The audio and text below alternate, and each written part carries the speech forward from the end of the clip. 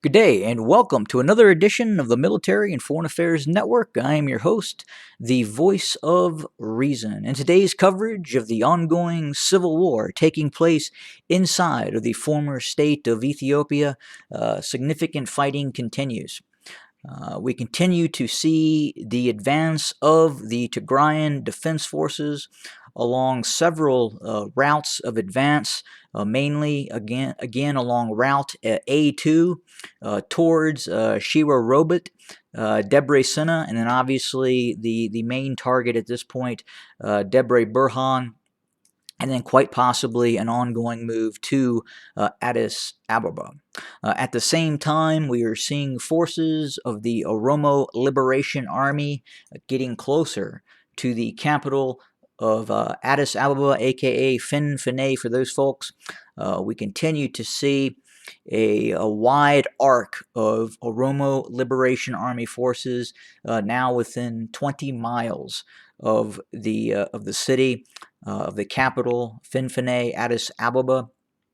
We also continue to receive reports of fairly significant reports of surrenders of Ethiopian Defense Forces, federal forces along ethnic lines. We are starting to see the defecting of units inside of the Ethiopian National Defense Forces, regional defense forces, regional paramilitary forces that are now defecting and going over to the Oromo Liberation Army as it continues to strengthen its hold around Addis Ababa. Again, those forces now are really within 20 miles of the city as the city continues to prepare for large-scale conflict.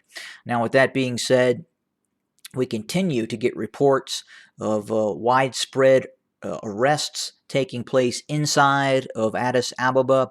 Apparently, a wide degree of persons who either oppose or have not really taken a position to the ongoing struggle are being arrested and incarcerated and moved into detention facilities. But again, that is apparently fairly widespread right now in the capital as foreign embassies reduce its staffing, are telling non-essential embassy staffers to leave the country. They're telling business representatives who are inside of Addis Ababa to leave the country.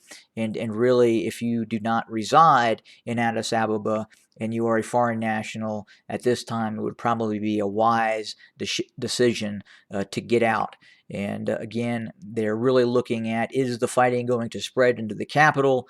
Could we see forces of the Tigrayan Defense Forces, of the Oromo Liberation Army, at some point make a move against the capital? And the way it's looking, and the way foreign embassies are instructing their personnel in their expatriates who live in Addis Ababa to get out, you would seem to think that is in all likelihood going to occur.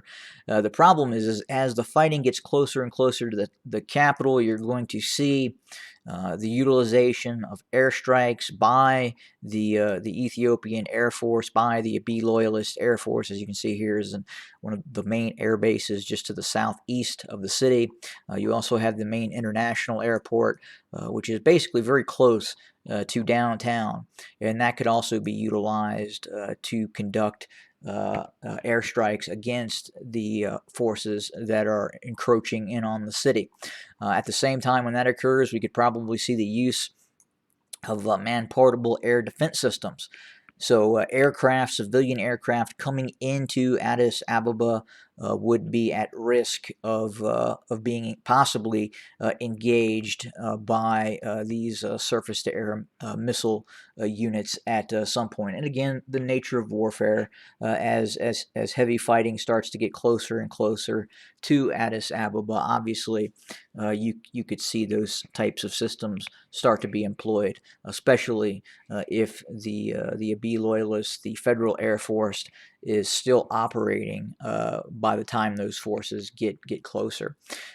We could also possibly start to see defections within the Air Force itself. So it is not uncommon when this sort of operation starts and fighting starts to get closer to the capital, and the officers within the Air Force, the pilots, start to wonder if in fact they are going to be held accountable for any actions that they conducted in terms of the airstrikes that were conducted against the Tigray region and other areas in the Amhara region as well. Will they flee to another country? Will they get into their Su-27, their MiG-23-27, and take off and fly to another state?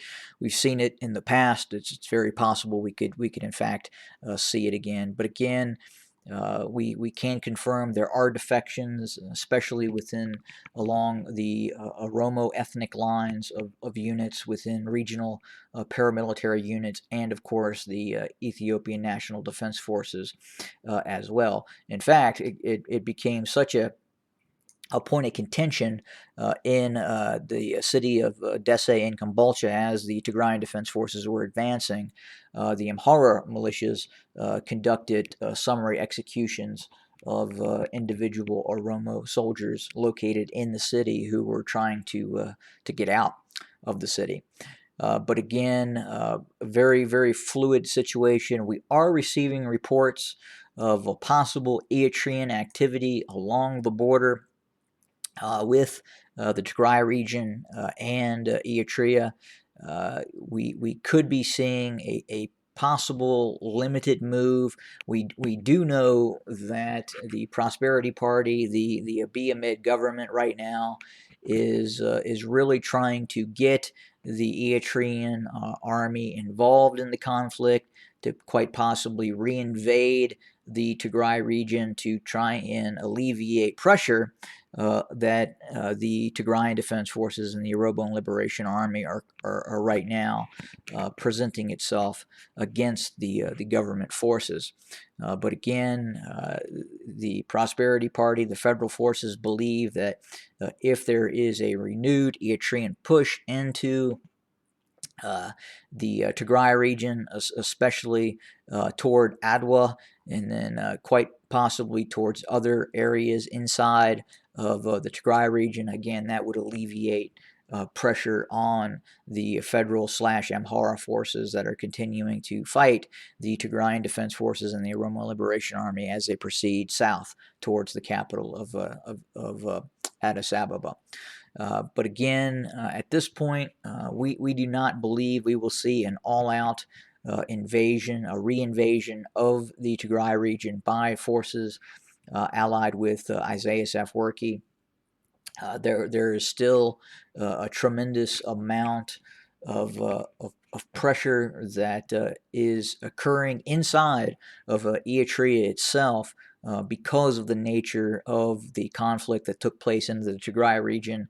And quite frankly, there are a lot of commanding officers inside the Eritrean army because it's largely made up of a conscripted force that do not want to re-enter the Tigray region. Again, the ability of the Eritrean army to supply itself inside of the Tigray region was something that became a fairly significant issue.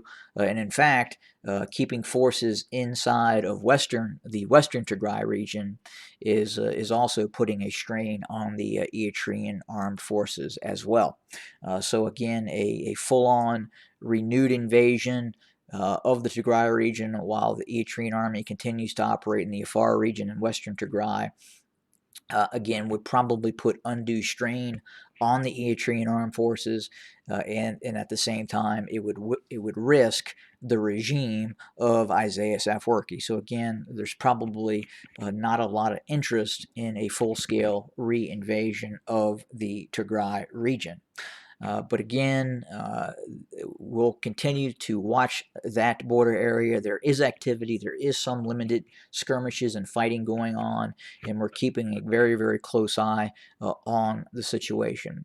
On the Afar front, separate from the continued advance along the A2 highway, B21 highway, and west of Gashina along the B22 highway, in which the Tigrayan Defense Forces continue to advance.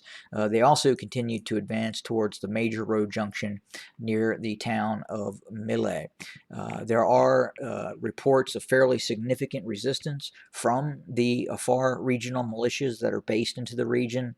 But again, the full weight and combat power of the Tigrayan Defense Forces has not yet fell upon the Afar region. Again, this is more of a sideshow per se in terms of attempting to press forward and possibly seize control of Mille. Will we see Mille fall?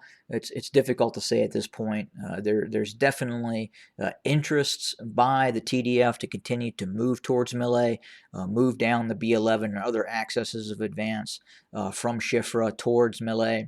But again, full combat power is not being applied. Most of the combat capabilities of the Tigrayan Defense Forces continue to be focused along the A2 and other routes of advance towards what would appear to be a move towards, again, Addis Ababa.